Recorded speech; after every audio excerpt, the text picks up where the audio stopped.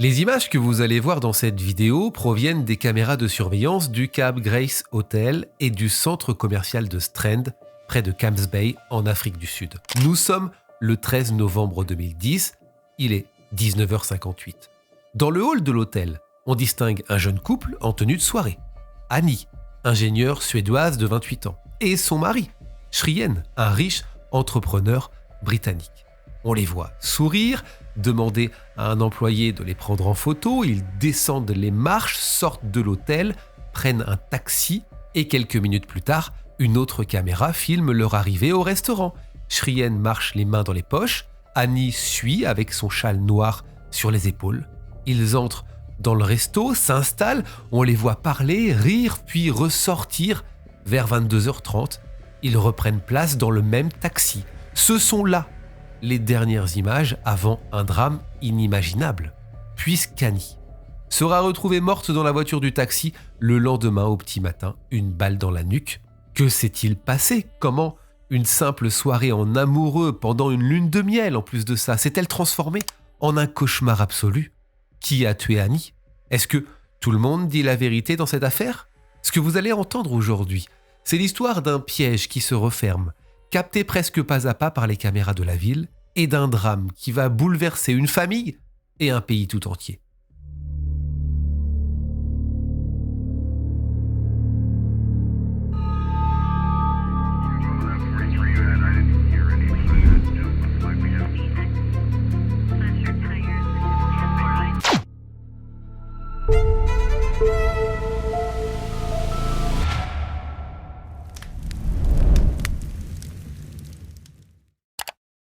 Annie Nina Indosha est née le 12 mars 1982 à Mariestad en Suède. Elle vient d'une famille d'origine indienne avec un passé d'exil. Dans les récits qui entourent cette affaire, on rappelle souvent que la famille a dû fuir l'Ouganda dans le contexte des expulsions d'Asiatiques sous le régime d'Idi Amin, et que la Suède donc devient un refuge, une nouvelle vie, un nouveau départ, mais aussi un bouleversement total. Un bouleversement après lequel ils vont se reconstruire. Annie grandit donc dans une fratrie de 3 enfants, elle a un frère et une sœur, et ceux qui la décrivent reviennent sur la même énergie. C'est une jeune femme pétillante, sociale, elle a le rire facile, la blague toujours prête. Et surtout, Annie n'est pas juste jolie, elle est bosseuse, ambitieuse, elle fait des études d'ingénierie, elle travaille dans la tech chez Ericsson, et elle a une vraie personnalité. En 2009, Annie fait la rencontre d'un homme, Shrien Dewani, c'est un Britannique, originaire de Bristol, issu d'une famille aisée qui possède un réseau de maisons de retraite. Il a fait ses études à Manchester, puis a rapidement intégré l'entreprise familiale. Dans l'image qu'on en donne au début, Shrien est charismatique, brillant. Il fait toujours de très grands gestes, il est très mis en scène, il a un style de vie fastueux, il fait beaucoup de voyages, beaucoup de surprises aussi. Il a une manière de faire les choses en grand. Annie fait sa rencontre par l'intermédiaire d'amis. Leur histoire devient vite sérieuse, et même si elle vit en Suède, lui en Grande-Bretagne, elle fait le déplacement, souvent pour le voir. Elle déménage au Royaume-Uni en 2010 pour se rapprocher de lui. Preuve que cette histoire n'était pas juste une aventure passagère, mais un vrai projet de vie. Ils se fiancent d'ailleurs en mai 2010, et la demande en mariage, vous l'avez compris, est du genre cinéma. Ça se fait à Paris, la ville du romantisme. Il y a une bague coûteuse, l'image parfaite quoi. Sauf que, et c'est important dans cette affaire, plusieurs éléments vont apparaître plus tard. Des tensions dans le couple, des disputes, des doutes exprimés par Annie à des proches. L'idée qu'elle n'était pas vraiment toujours heureuse. Et en arrière-plan de tout ça, on y reviendra un petit peu plus tard, une question intime qu'elle se pose, la sexualité de Shrien. Elle a l'impression qu'il est beaucoup plus attiré par les hommes que par les femmes. Après les fiançailles, même si Annie a toujours ses questions en tête, arrive le mariage. Ça se passe fin octobre 2010, ils célèbrent leur union, là aussi avec une cérémonie gigantesque en Inde, autour de Mumbai. Un mariage de plusieurs jours, fastueux, avec des centaines d'invités, une fête qui coûte une somme énorme, on parle de 400 000 livres. Et pour les proches d'Annie, c'est un moment très symbolique. Elle a trouvé son futur, elle va construire sa vie, sa famille. Ils se marient ensuite civilement au Royaume-Uni, le 29 octobre 2010, puis dans la foulée, ils partent en lune de miel, direction l'Afrique du Sud. Ils passent quelques nuits au parc Kruger, la plus grande réserve animalière d'Afrique du Sud, qui couvre près de 20 000 km² d'espace. Puis, direction le Cap, une ville portuaire située sur la côte sud-ouest du pays, réputée pour ses paysages, ses hôtels, ses excursions, le luxe, la découverte. Sur le papier, c'est la lune de miel rêvée. Le couple arrive donc au Cap pour cette deuxième partie du voyage. Nous sommes le 12 novembre 2010. Ils doivent loger dans cet hôtel, le Cap Grace Hotel. C'est un hôtel 5 étoiles, haut de gamme. En arrivant à l'aéroport, ils vont prendre un taxi local dont le chauffeur, qui fait aussi parfois office de guide, s'appelle Zola Tongo, avec qui d'ailleurs Shrien va tout de suite sympathiser. Il a l'air, ce Zola, de bien connaître la ville. Alors Shrien lui propose d'être leur chauffeur durant tout le séjour. C'est simple, il lui dit « Écoute, ne cherche pas d'autres clients, pendant le temps qu'on sera ici, tu seras notre chauffeur. C'est toi qui vas nous aiguiller, c'est toi qui vas nous emmener au fil de notre séjour. » C'est donc ce Zola Tongo qui va les accompagner dans tous leurs déplacements à l'extérieur de l'hôtel. Commencent donc les vacances du couple, dont certains moments seront immortalisés par les caméras de vidéosurveillance de l'hôtel et de la ville. Ce qui nous amène au 13 novembre 2010. Les caméras enregistrent ce jour-là le couple passant la majeure partie de la journée à l'hôtel. On a un couple normal en voyage. Shrien avait prévu quelques petites choses, des activités, des petites surprises, du farniente autour de la piscine et surtout un dîner au restaurant qui s'appelle le Surfside, situé à Camps Bay. Juste avant 20h, on les voit regarder, toujours à l'hôtel, ils sont bien habillés. Shrien porte un costume, Annie une belle robe noire, il demande même à se faire prendre en photo par un employé de l'hôtel. Vers 19h58, une autre caméra filme le couple sortant de l'hôtel pour monter à bord du taxi de Zola Tongo, qui leur ouvre la portière arrière gauche avant de quitter les lieux en direction des environs du Cap pour les emmener donc au restaurant. Petite parenthèse, je ne sais pas si elle est importante, mais à ce moment-là de l'histoire, c'est bien de souligner que c'est assez étonnant finalement qu'ils aillent dans ce restaurant qui n'est pas forcément réputé, bien qu'il soit situé près de la mer. Les avis ne sont pas exceptionnels, on n'est pas dans la haute gastronomie, il se situe dans un centre commercial à Strand. On a un couple quand même qui a de l'argent. Pour quelles raisons vont-ils dans ce restaurant ? Est-ce qu'ils avaient envie de découvrir l'Afrique différemment, découvrir le pays différemment, en tout cas la culture peut-être différemment ? Peut-être, mais vous allez voir que la suite de l'histoire va nous mettre des doutes sur ce point de rendez-vous. Une caméra de vidéosurveillance à l'entrée du petit centre commercial où se trouve le restaurant enregistre l'arrivée du couple. Sur les images, Shrien marche aux côtés de Zola Tongo. Shrien a les mains dans les poches de son costume, tandis qu'Annie est un petit peu derrière, elle suit, les bras croisés sur sa poitrine. Le dîner s'est passé dans une atmosphère de lune de miel. À ce moment-là, rien ne laisse présager que la soirée est une ligne droite vers un drame. Le couple quitte le restaurant vers 22h30, comme on le voit encore une fois sur les images. Puis ils repartent en taxi avec Zola Tongo au volant pour rentrer à l'hôtel et c'est à partir de là que l'histoire bascule. Sur le trajet du retour, au lieu de rester sur les axes principaux, le taxi va dévier de sa trajectoire et s'engager vers Guguletu, c'est un petit village situé à 15 km du Cap. Le prétexte donné à ce moment-là par Zola Tongo, c'est que c'est un raccourci et que ça permettrait au couple de voir ce qu'est la vraie Afrique finalement, loin du luxe.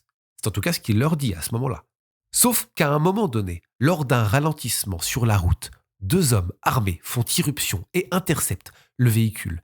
Et là, tout va aller très vite. Selon les 2 versions, celle de Shrien et de Zola Tongo, ils se retrouvent séparés assez rapidement de la voiture à des moments différents, tandis qu'Annie, elle, reste à l'intérieur, embarquée par les agresseurs.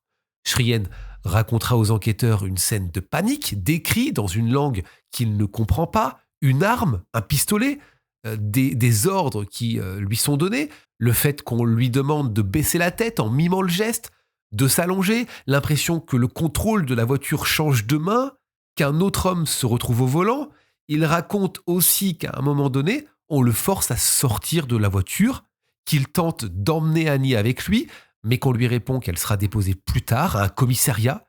Il dira aussi avoir dû sortir par une fenêtre, être projeté au sol, pendant que la voiture s'éloigne, et qu'avant de la perdre de vue, il demande à Annie de se taire, de ne rien dire, et il le dit dans sa langue maternelle, sans qu'on ne comprenne pour quelle raison finalement il lui dit ça.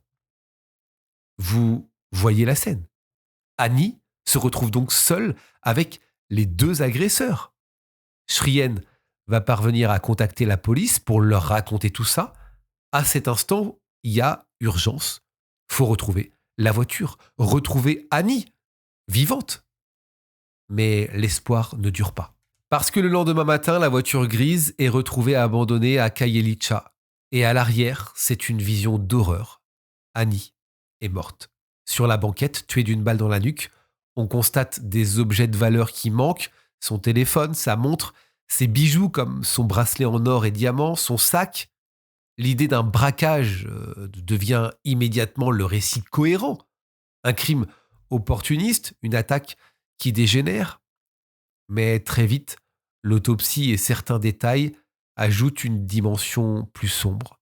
Il y a des traces de lutte, des ecchymoses, l'impression qu'Annie a résisté, qu'elle a tenté de se protéger parce qu'on retrouve un trou dans sa main droite. En fait, elle a mis la main devant sa tête pour essayer de se protéger. Chose importante à signaler, elle n'a pas été agressée sexuellement. La mort d'Annie est une terrible nouvelle. Le 14 novembre, à 9h19 précisément, on voit Shrien sur différentes images de vidéosurveillance recevoir un appel de son frère qui l'informe que le corps d'Annie a été retrouvé. Il se rend ensuite dans une salle informatique avec la police et ces moments-là sont captés, regardés par les caméras de l'hôtel. On voit Shrien, vêtu d'un jean bleu et d'un polo bordeaux. Il est en pleurs, les mains sur le visage, soutenu par un autre homme, peut-être un policier.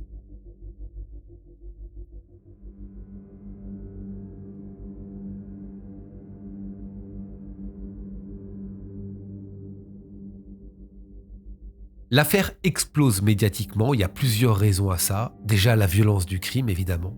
Parce que c'est une lune de miel, parce qu'on a un couple aisé, parce que c'est une jeune mariée étrangère qui est retrouvée morte dans un village pas très bien fréquenté, et parce que, pour l'image du pays même et du tourisme, c'est une vraie catastrophe. Faut bien comprendre qu'après ce drame, il y a des annulations en cascade. Il y avait des couples qui avaient réservé dans les différents hôtels du Cap pour faire leur lune de miel, des touristes qui affluent chaque année. L'image qu'un étranger, qu'une étrangère soit assassinée dans de telles circonstances, c'est dramatique pour le pays évidemment et pour la famille. Et cette pression va peser sur toute l'enquête en fait. Les policiers vont vraiment avoir cette pression sur les épaules de manière directe ou indirecte. Les autorités veulent avoir des réponses rapidement et on bâcle l'enquête parce que vous allez voir que très vite il va y avoir des arrestations, mais on veut aller très vite, trop vite.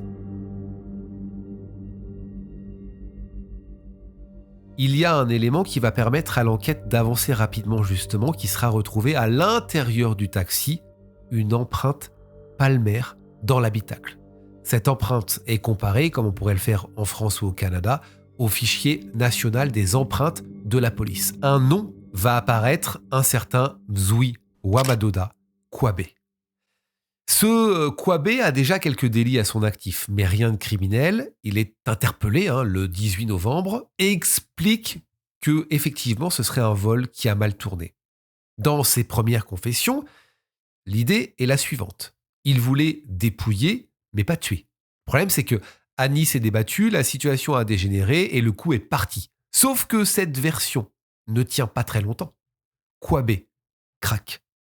Il craque et avoue, écoutez bien, avoir participé au détournement de la voiture, qu'il n'était pas seul dans cette histoire, et que ce n'est pas lui qui a tiré, c'est son complice, Xolil Mgeni. C'est lui le tireur. Ce Xolil Mgeni est aussi connu pour des petits faits de vol, mais a priori, lui aussi, avant ça, ce n'était pas un meurtrier. Et Kwabé, dans ses déclarations, va encore plus loin. Il dit que c'est quelqu'un qui les a embauchés pour tuer Annie. Le chauffeur de taxi, Zola Tongo, c'est lui qui les a engagés via un autre homme qui s'appelle Monde Mbolombo et qui travaille, écoutez bien, comme réceptionniste dans un hôtel situé à proximité du Cap Grace Hotel, l'hôtel où loge le couple Dewani. C'est là que l'affaire prend une tournure inattendue. Pour résumer et pour que ce soit clair pour vous, Kwabé explique donc aux policiers que son complice et lui ont été engagés par ce fameux réceptionniste d'hôtel qui lui-même a été missionné par le chauffeur de taxi, Zola Tongo. On a donc 4 suspects arrêtés en moins d'une semaine. L'enquête va assez vite. Tout ce petit monde est interrogé. Zola Tongo, au lieu de nier, lui va choisir une stratégie. Il coopère avec les enquêteurs. Et il signe même un accord avec l'accusation. Il obtient une réduction de peine en échange de son témoignage. Voici ce qu'il raconte. Il affirme que c'est Shrien, le mari d'Annie, qui est derrière tout ça. C'est lui qui lui aurait demandé d'organiser le meurtre d'Annie contre la somme de 15 000 rands, soit environ 1300 livres. Il raconte que c'est un contrat. Il dit que tout a été organisé, que c'est une mise en scène. Shrien lui a demandé de tuer sa femme dès son arrivée à l'hôtel. Vous savez, quand le chauffeur, quand Zola Tongo arrive à l'aéroport, récupère le couple, Shrien l'engage tout de suite pour qu'il soit leur chauffeur durant tout le séjour. Eh bien, en arrivant à l'hôtel, il a laissé Annie rentrer à l'intérieur et Shrien est resté de longues minutes, c'est vrai, avec Zola Tongo. Ils ont discuté à l'intérieur du taxi. Que se sont-ils dit? Est-ce qu'ils ont parlé d'argent? Peut-être l'argent qu'il lui donnerait pour tous les services fournis durant le séjour? Les services de taxi, tout simplement. Ou est-ce que ça va beaucoup plus loin? Toujours est-il que Zola Tongo explique aux policiers que c'est lui effectivement qui a demandé à Monde Mbolombo de lui trouver des assassins. Et c'est donc Monde Mbolombo qui a trouvé ce fameux Kwabé Xolil Mgeni. Tout le monde se connaissait plus ou moins. Il y a juste Kwabé et Xolil Mgeni qui n'ont jamais échangé avec Zola Tongo. Tout s'est fait de façon pyramidale. D'ailleurs, des images de vidéosurveillance montrent que Zola Tongo et le réceptionniste ont bel et bien échangé à plusieurs reprises. On les voit côte à côte à certains moments à l'hôtel. Et plus tard, il y a cette image de vidéosurveillance corroborée avec les données téléphoniques qui montrent Monde Mbolombo en train de passer plus de 20 minutes au téléphone avec Zola Tongo, 1 heure avant le meurtre. Zola Tongo est à ce moment-là, lui, en train d'attendre patiemment que le couple finisse de dîner au restaurant. À ce moment-là, il peaufine les derniers détails. Et si c'était vrai? Et si Shrien avait voulu se débarrasser de sa femme? Pour quelle raison? On ne le sait pas vraiment. Mais si ça avait été un vol qui avait mal tourné, pourquoi les agresseurs ont laissé partir le chauffeur et le mari et pas Annie? Pourquoi l'avoir gardée dans la voiture? La question qu'on peut se poser aussi, Annie était-elle vraiment heureuse avec Shrien? Il y a des chances que non. Le couple, encore une fois, se disputait assez souvent. Il y a des témoignages et des échanges de mails qui en attestent. On apprend aussi au fil du temps que Shrien était en incapacité d'avoir des enfants. Et ça, c'était un problème pour Annie. Et puis, Shrien est bisexuel, voire gay. Il aurait eu des relations avec des hommes. Il fréquentait des travailleurs du sexe masculin. On apprend que Shrien menait une double vie intime. Peut-être qu'Annie le savait, selon certaines sources. Annie était une couverture pour cacher son orientation sexuelle. Il est accusé de complot en vue de commettre un meurtre. Mais voilà, Shrien est déjà reparti chez lui en Angleterre. Les autorités sud-africaines vont demander alors son extradition pour qu'il soit entendu et jugé, mais ça va prendre du temps, beaucoup de temps. Notamment parce que Shrien met en avant son état psychologique, son traumatisme, l'idée qu'il ne peut pas retourner dans le pays là où a été tuée sa femme. Il a d'ailleurs tenté de mettre fin à ses jours, c'est ce qu'il explique à plusieurs reprises. Pendant ce temps-là, les 4 hommes sont tour à tour jugés en Afrique du Sud. Zola Tongo sera condamné à 18 ans de prison. Il va bénéficier d'une libération conditionnelle en juin 2022 après avoir purgé 11 ans. Mzwiwamado Dakwabe purge lui actuellement 25 ans de prison. Il a essayé de demander des libérations conditionnelles, mais ça n'a pas été accepté. Xolil Mgeni est condamné lui à perpétuité. C'est lui qui aurait tiré. Là aussi, on n'a pas de preuves, de vraies preuves que c'est lui le tireur. Il va mourir en prison en 2014. Il était atteint d'un cancer du cerveau avancé. Le seul qui ressort libre, c'est Monde Mbolombo. Il n'était pas présent lors de l'agression. Il a obtenu une immunité en témoignant, lui aussi, contre Shrien. Lors du procès, il a conservé son immunité malgré ses contradictions. La juge a même suggéré que son accord ne devrait pas tenir, mais il est libre aujourd'hui. Finalement, Shrien sera extradé et jugé au Cap en 2014. Le 7 avril 2014, il est donc extradé vers l'Afrique du Sud pour y être jugé. Son procès est fixé au 6 octobre 2014. En attendant cette date, il reste incarcéré puisque les autorités l'ont inculpé et le soupçonnent d'avoir commandité le meurtre de sa femme. Lors du procès tant attendu, Shrien ne s'exprime pas directement. Il le fait à travers une lettre qui est lue par ses avocats. Il explique qu'il est brisé, qu'il aimait profondément Annie, qu'il n'avait aucune raison de faire ça. Mais, d'après le tribunal, Shrien menait une double vie, impliquant des relations avec d'autres hommes. Il cherchait un moyen de se débarrasser de son mariage, qui était un fardeau. Il reconnaît, au début du procès, être bisexuel, avoir rencontré des escortes masculins. D'ailleurs, l'un d'entre eux, qui s'appelle Léopold Leiser, connu sous le nom de German Master, le maître allemand, témoignera de leur rencontre. L'accusation maintient que Shrien aurait planifié l'assassinat de sa femme. Il aurait engagé le chauffeur de taxi, Zola Tongo, pour orchestrer l'agression mortelle d'Annie. Un plan prémédité, selon eux. La défense, elle, qualifie cette théorie de farfelue, insistant sur le fait que Shrien aimait sa femme. Être infidèle ne fait pas de quelqu'un un meurtrier. C'est ce que soulignent ses avocats. Ils suggèrent que si les criminels sud-africains l'ont pointé du doigt, c'était principalement pour sauver leur peau et minimiser leur responsabilité dans ce meurtre. D'ailleurs, et c'est ce que font remarquer encore les avocats, au début de l'enquête, tous les suspects avaient affirmé qu'il s'agissait d'un vol qui avait mal tourné, avant de changer de version bien plus tard pour pointer Shrien du doigt. Les avocats de Shrien soulignent également des éléments de la scène de crime qui contredisent, selon eux, la thèse d'un meurtre prémédité. Par exemple, les ecchymoses qui ont été relevées sur le corps d'Annie indiquent une lutte avant le coup de feu fatal. Si le plan avait vraiment été de l'exécuter froidement, pourquoi y a-t-il eu une lutte ? Pourquoi il n'y a pas eu l'exécution tout de suite ? Ça aurait été plus simple, c'est ce qu'ils expliquent, de l'abattre rapidement sans confrontation. Cette altercation suggère plutôt un scénario qui a dérapé. L'un des avocats de Shrien avance une autre hypothèse. Les agresseurs auraient en réalité prévu d'enlever Annie pour demander une rançon.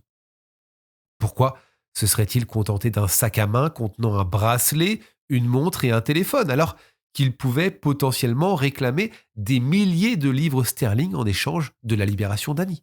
Mais il y a un véritable coup de théâtre qui va intervenir lorsque l'accusation va présenter des images de vidéosurveillance capturées à différents moments avant et après le drame, et c'est vrai que ces images posent question. Regardez. Sur ces vidéos, par exemple, enregistrées le lendemain du meurtre, on voit Shrien tenir un sac blanc.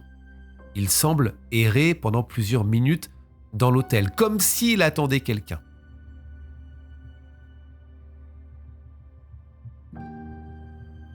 Et ce quelqu'un va arriver. Regardez, là aussi, on aperçoit un taxi blanc, ce coup-ci. Le taxi dépose quelqu'un à l'hôtel, repart et va se garer un petit peu plus loin. C'est Zola Tongo. Il est vêtu, vous le voyez, tout en blanc, avec sa casquette blanche, comme s'il ne voulait pas être reconnu. On ne sait pas vraiment ce qu'il y a dans ce sac que tient Shrien, mais très certainement de l'argent. Ce qui est frappant sur ces images, c'est la recherche de discrétion de la part de Shrien, qui semble ne pas vouloir être vu. Alors, on pourrait se dire qu'il n'y a rien d'étonnant dans cette scène. Zola, c'était le chauffeur attitré, il fallait bien qu'il soit payé pour ses services à un moment donné. Mais ce qui attire l'attention, c'est déjà la date, ça se passe le lendemain du meurtre, et c'est aussi cette volonté de vraiment vouloir se cacher, de faire vite. On découvre d'ailleurs une autre scène quelques minutes plus tard. Zola Tongo est rentré dans l'hôtel. Shrien se dirige à un moment donné vers une pièce qui est dépourvue de caméra. Il est suivi par Zola Tongo, mais les deux n'arrivent pas au même moment. On comprend que les deux se sont donné rendez-vous, que les deux vont se retrouver dans cette pièce. Là encore, pourquoi s'isoler ? Est-ce qu'il y a eu une transaction ? Et pourquoi utiliser un sac au lieu d'un portefeuille comme tout le monde ? La somme contenue dans le sac demeure inconnue, mais pour l'accusation, il s'agissait forcément d'un montant important remis en secret. Et encore une fois, c'est vrai que ces images sont troublantes. Plus perturbant encore, d'autres images sont divulguées, elles sont filmées dans le hall de l'hôtel du couple 2 jours avant le meurtre. Des images qui révèlent une discussion sur un canapé entre Shrien et Zola Tongo. Regardez, Zola Tongo, on l'aperçoit en bas à gauche, assis sur le canapé. Encore une fois, une discussion comme s'il ne fallait pas être vu ou entendu. Selon l'accusation, c'est Shrien qui aurait clairement demandé à cet employé de les laisser tranquilles quelques minutes afin qu'ils puissent parler en privé avec Zola sans témoin indiscret. Pour le parquet, ces vidéos sont autant d'indices que Shrien avait tout planifié avec le chauffeur. Le véritable pilier du dossier de l'accusation repose, vous le comprenez, sur les témoignages de Zola Tongo, le chauffeur, ainsi que des complices, Mbolombo et Kwabe. Sachant que Xolil, le 4e homme impliqué, n'est pas intervenu une nouvelle fois au procès puisqu'il était décédé à ce moment-là. Ces 3 individus, déjà emprisonnés depuis plusieurs années pour leur rôle dans l'affaire, viennent donc raconter à la cour la version qui incrimine Shrien. Mais leurs témoignages tournent au fiasco, ils se contredisent, ils reviennent sur leurs déclarations, ils admettent des mensonges, ils changent des détails, ils se renvoient la faute. Et la défense martèle quelque chose de très simple. Ces hommes ont tout intérêt à accuser Shrien pour atténuer leurs propres responsabilités, encore une fois. Et ils obtiennent d'ailleurs des réductions de peine ou d'immunité, on l'a vu, ce qui rend leur récit encore plus fragile. Faute de preuves directes accablantes, le procès va prendre une tournure inattendue. La juge émet de lourdes réserves sur la solidité du dossier de l'accusation. Elle note que l'accusation repose essentiellement sur le témoignage de Zola Tongo, le seul des complices à avoir interagi directement avec Shrien. Or, il a négocié une réduction de peine contre sa coopération. Son récit doit donc être accueilli avec la plus grande prudence, c'est ce que dit la juge. Selon elle, aucune preuve matérielle suffisante ne relie Shrien au meurtre d'Annie. Elle souligne que les dépositions des 3 hommes étaient truffées d'incohérences, avec tant d'erreurs et de mensonges qu'il est impossible de savoir où s'arrête le mensonge et où commence la vérité. De telles contradictions jettent un sérieux doute sur la version présentée donc par l'accusation. En gros, vous le voyez, la défense de Shrien est positive, Shrien est acquitté, Shrien est libéré, Shrien rentre au Royaume-Uni dans la foulée. Pour la famille d'Annie, qui était convaincue de la culpabilité de Shrien et espérait sa condamnation, le verdict fait l'effet d'un coup de massue. La déception et la douleur de la famille de la jeune femme sont immenses. Amy, la sœur d'Annie, déclare à la presse qu'ils ont le sentiment d'avoir été abandonnés par la justice. Nous sommes venus chercher des réponses et la vérité. Et nous repartons avec encore plus de questions. Nous avons patienté 4 ans pour savoir exactement ce qu'il s'est passé, en vain. Le père Danny reste lui avec de nombreuses interrogations. Il ne comprend pas pourquoi Shrien ne les a jamais appelés, ni pour annoncer la mort d'Annie à l'époque, ni à aucun moment depuis. Il s'interroge aussi sur son silence à la barre. Pourquoi n'a-t-il pas témoigné en personne, en mari endeuillé, pour au moins partager sa version des faits avec sa belle famille? Il dit que durant le procès, les avocats de Shrien n'ont pas cessé de répéter que leur client s'exprimerait en temps voulu devant la cour. Au final, il ne l'a pas fait.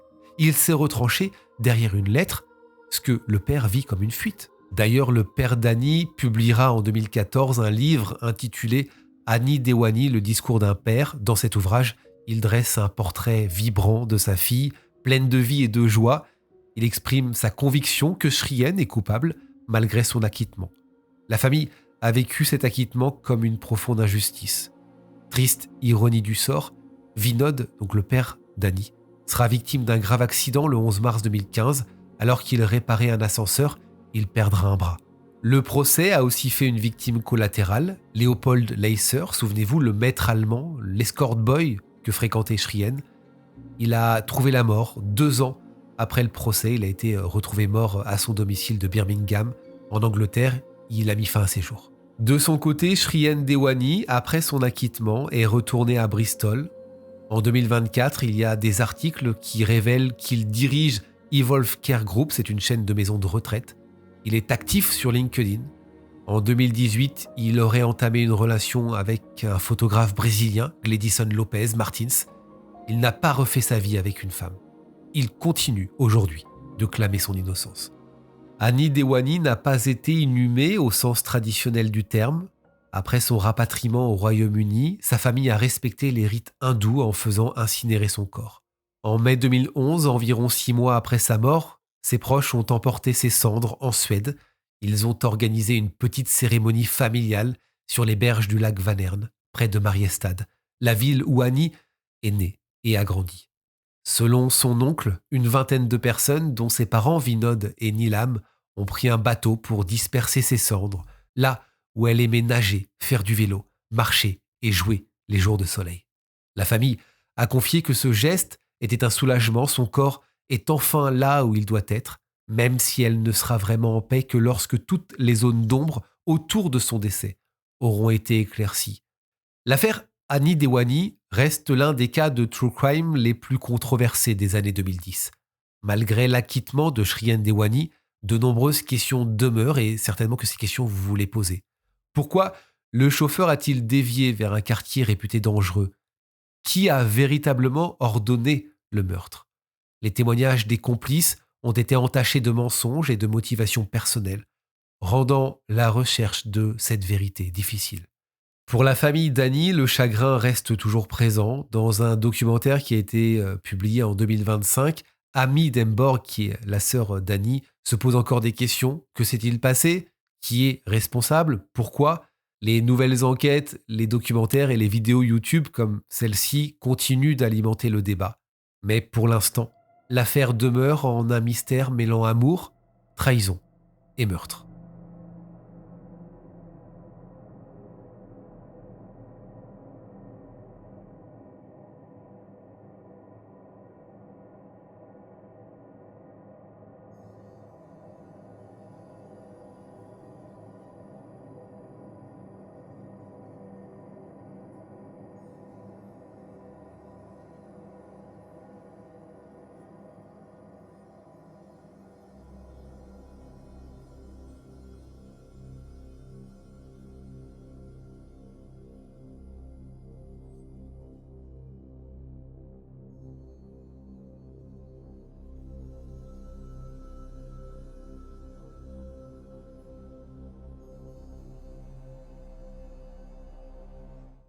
D'après vous, qui est derrière le meurtre d'Annie? Est-ce que Shrien est à l'origine de tout ça? J'attends vos avis en commentaire. Moi, je vous donne le mien. Les images parlent quand même. C'est perturbant. Ces longues discussions. On essaie de se cacher avant le drame. On essaie de se cacher après le meurtre dans les couloirs de l'hôtel pour ne pas être vu. Il y a quand même des éléments qui laissent penser qu'il n'est pas tout blanc dans cette histoire. À vous de me dire ce que vous vous pensez de tout ça en commentaire. Les commentaires, justement, on va y faire un petit tour. Commentaire de la dernière vidéo qui a été diffusée au moment où j'enregistre celle-ci. Vous savez que je prends le temps en fin de vidéo maintenant de lire certains de vos commentaires. On parle de la disparition mystérieuse d'Andrew Gosden. Vous savez, ce jeune adolescent de 14 ans qui prend un train à Doncaster alors qu'il devait se trouver à l'école. Il prend un train pour Londres. Il y a des images qui le filment sortir de la gare et depuis, plus rien. Ça fait des années que tout le monde le cherche. C'est vrai que c'est un vrai mystère. Cette histoire, ça vous a beaucoup fait réagir. Il a tout anticipé. Je pense qu'au départ, il voulait aller voir le groupe de métal, puis il a fait une mauvaise rencontre. Merci pour votre vidéo. Oui, parce que parmi les hypothèses, il y a cette hypothèse selon laquelle Andrew aurait pris le train pour Londres pour aller voir l'un de ses groupes de métal préférés qui devait se produire ce jour-là. Ça n'a jamais été prouvé. On a SVA 72803 qui nous dit une idée qui n'avancera à rien, malheureusement. Ah oui, alors ça, c'est un long message. J'ai pas mal traîné dans ces rave parties en 2000-2005, c'était un phénomène de mode. C'est la période où il y avait le plus de participants. J'ai croisé pas mal de fugueurs, des ados, des gamines sans famille ou avec des parents qui les cherchaient, des ados de 13, 14, 15 ans, sans famille, riches, pauvres ou en rupture. Il y en avait énormément. Ça a causé pas mal de problèmes d'ailleurs. Des adultes qui quittaient tout. Je me souviens d'un Allemand, la trentaine à l'époque, qui est parti de chez lui un matin sans rien dire. Il a juste pris le doudou de sa fille, rien d'autre. Il n'a dit au revoir à personne et n'est jamais revenu. Des types comme ça, j'en ai connu une petite dizaine. J'ai côtoyé à l'époque, avec mes connaissances, une fille dont la mère passait dans les émissions de télé. Ça, c'est intéressant, car sa fille avait disparu. Elle l'a cherchée partout. Bah voilà où était sa fille. Donc dans les rêves parties. Ça veut dire, ça sous-entend. Et si tu vois le message, si tu vois cette vidéo SVA, tu pourras peut-être recommenter, mais ça sous-entend qu'il y a des disparitions volontaires par dizaines, peut-être voire par centaines, des gens qui disparaissent volontairement et qui ne veulent surtout pas qu'on les recherche finalement, et qui vont dans des peut-être dans des endroits un peu isolés ou au contraire dans des endroits où personne ne les cherchera finalement, où personne ne leur posera des questions. C'est assez intriguant ce commentaire d'SVA 72 803.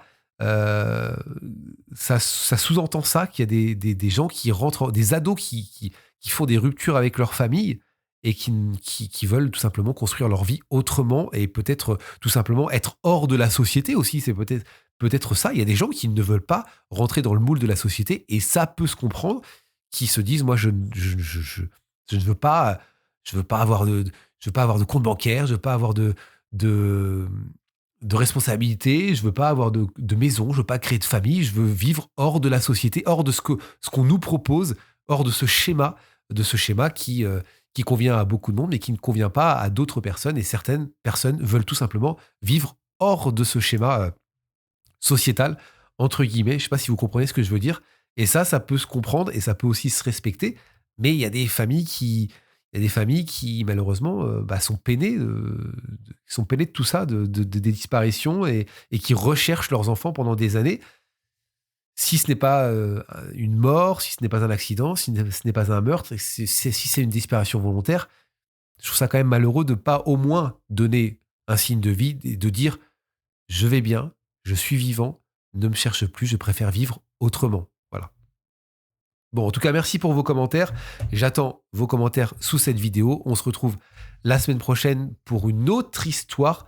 Prenez soin de vous et n'oubliez pas, la vérité n'est jamais très loin. Salut.